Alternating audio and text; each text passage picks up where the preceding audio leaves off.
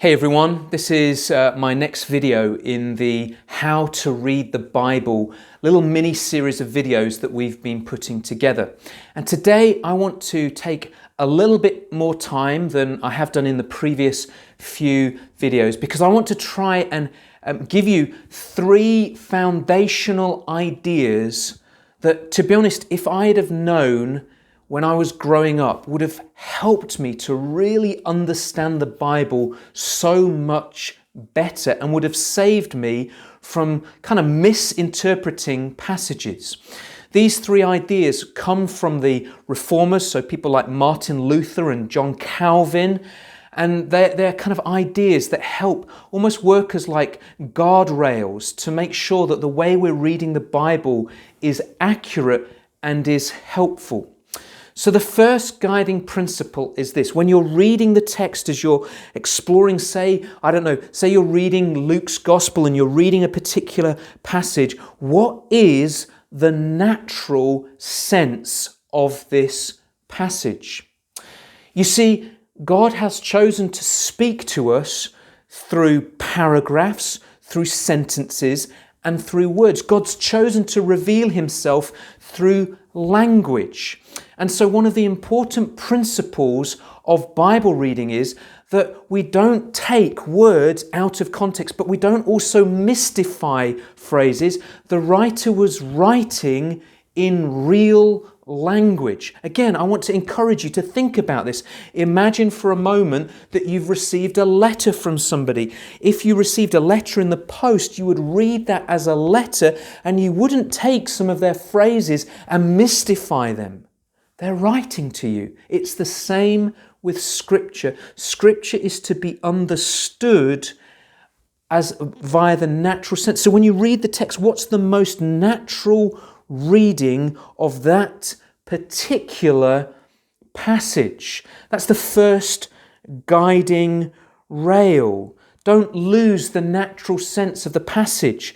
This can be really helpful when trying to understand a particular area of doctrine. You see, it's very easy for us to come with our own understanding, to come with our own preconceived ideas about a particular doctrine. And when you're reading the passage, well, what's the natural sense of this passage?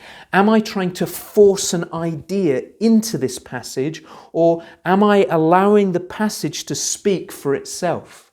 What's the natural reading of this passage? One of the ways you could think about this is imagine picking up maybe a tribal person who's never read the Bible before, who's lived maybe in the Amazon, and to teach them English and then to give them the particular passage that you're reading.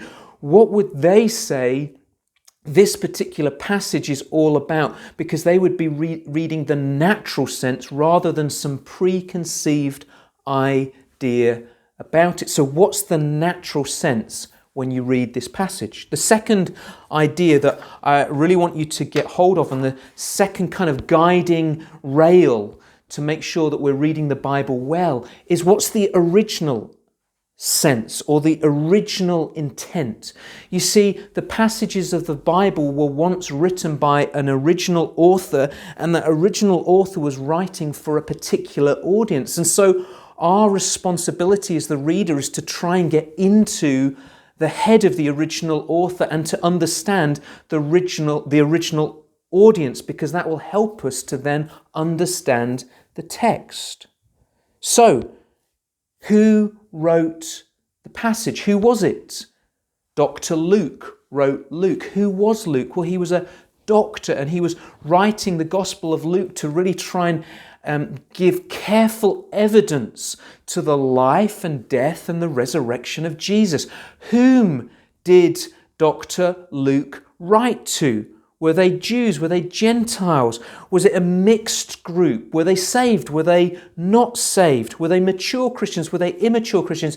Being able to understand these things will really help you to immerse yourself and get into the original sense of this passage.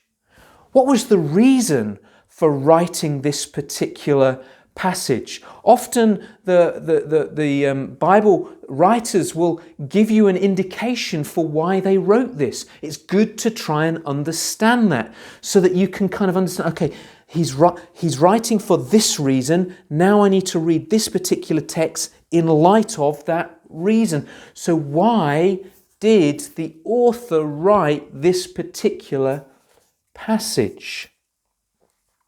It's really important that if we're going to understand the Bible, that we try to understand its original sense. What would the original audience have heard, and what would the original writer have want them to have heard? To try and understand that will help you to read the Bible really well. The final idea that I want you to try and understand is this, and it's the idea of the general sense of Scripture. The Reformers had this idea that when you were trying to interpret the Bible, if you were reading a particularly difficult passage, that you look to the rest of Scripture to help you interpret that particular passage. This is a really important principle for you and I, and the reason it's important is there's a number of reasons. The first reason is this, that you can sometimes focus in on a particular passage and you can get very excited about what that particular passage says, but you've not allowed the rest of Scripture to speak into it that will fill in some of the dots and will actually give clarity to what that particular passage says. Another reason why this is so important is that sometimes you can be reading a passage and it's just so obscure that you're not quite sure what it means, and you might make up a theory, you might have a few ideas, but actually our ideas is not what we're looking for. What we're looking for is what the Scriptures have to say as a whole, and so we want the whole of the Bible to speak into a particular passage. Let me give you some examples. Spirit baptism. There's a number of passages which speak about that, but we want the whole of Scripture to come and speak into what it means to be filled and overwhelmed by the Spirit. What about the whole subject of the community of God's people? There's numbers of passages which speak about this, but we want the whole of Scripture to come in and speak about what it means to be the people of God. And so having this general sense, what's the whole of Scripture saying about this particular issue, is so very important. And so that's a real encouragement to you to pursue reading big chunks of the Bible, even if you're just reading them and sometimes it feels like it's maybe just washing through your mind.